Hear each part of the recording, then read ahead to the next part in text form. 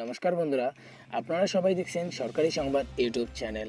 বন্ধুরা, আপনাদের সবার জন্য কিন্তু একটা দারুণ খুশির সংবাদ রয়েছে। তার কারণ 2014 সালে নির্বাচনী সভার পূর্বে নরেন্দ্রজি দামোদর মোদী সমগ্র ভারতবাসীকে এটা কথা দিয়েছিলেন যে তিনি সবার ব্যাংকের অ্যাকাউন্টে 15 লক্ষ টাকার একটা কিস্তি ঢুকিয়ে দেবেন।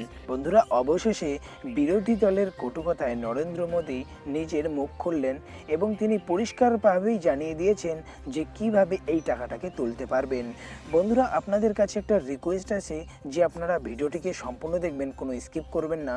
ভিডিওটিকে সম্পূর্ণ দেখলে কিন্তু আপনি বুঝতে পারবেন যে কিভাবে আপনার ব্যাংকে 15 লক্ষ টাকা ঢুকতে চলেছে। আর বন্ধুরা, যদি আপনারা এই টাকাটা পেতে চান তো সবার আগে এই ভিডিওটিকে লাইক করুন আর আমার চ্যানেলটিকে সাবস্ক্রাইব করে বেল নোটিফিকেশনটা অল করে দেবেন। বন্ধুরা, কবে মিলবে 15 লক্ষ টাকা জানালেন প্রধানমন্ত্রী নরেন্দ্র মোদী। 2014 সালের লোকসভা নির্বাচনী প্রচারে মোদী প্রতি দেশবাসীর অ্যাকাউন্টে 15 লক্ষ টাকা করে দেওয়ার কথা বলেছিলেন। এই নিয়ে গত লোকসভা ভোটের পর থেকেই বিরোধীরা নিশানা করে চলেছে বিজেপি এবং প্রধানমন্ত্রী নরেন্দ্র মোদীকে। যদিও বিজেপি শিবিরের বক্তব্য, প্রধানমন্ত্রী পদপ্রার্থী মোদী তেমন কিছুই বলেননি।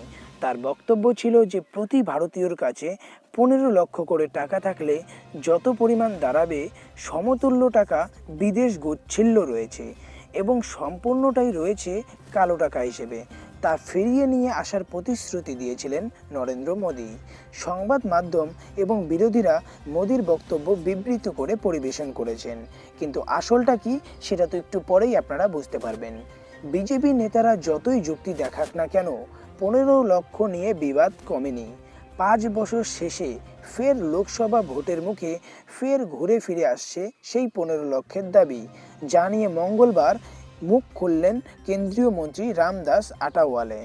এদিন মহারাষ্ট্রের সোলাপুরে এক সাংবাদিক সম্মেলন করেন ভারতের রিপাবলিকান পার্টির সভাপতি এবং মোদী সরকারের সামাজিক ন্যায় এবং ক্ষমতায়ন মন্ত্রী রামদাস আঠাওয়ালে।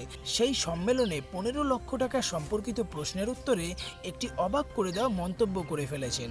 তিনি বলেন, একেবারে 15 লক্ষ টাকা দেওয়া যাবে না, ধীরে ধীরে দেওয়া হবে সেই টাকাটা সমস্ত ভারতবাসীর ব্যাংকের অ্যাকাউন্টে। এই 15 লক্ষ টাকা দেওয়ার ক্ষেত্রে দেরি হওয়ার জন্য রিজার্ভ ব্যাংকে কাঠগড়ায় তুলেছেন আঠাওয়ালে।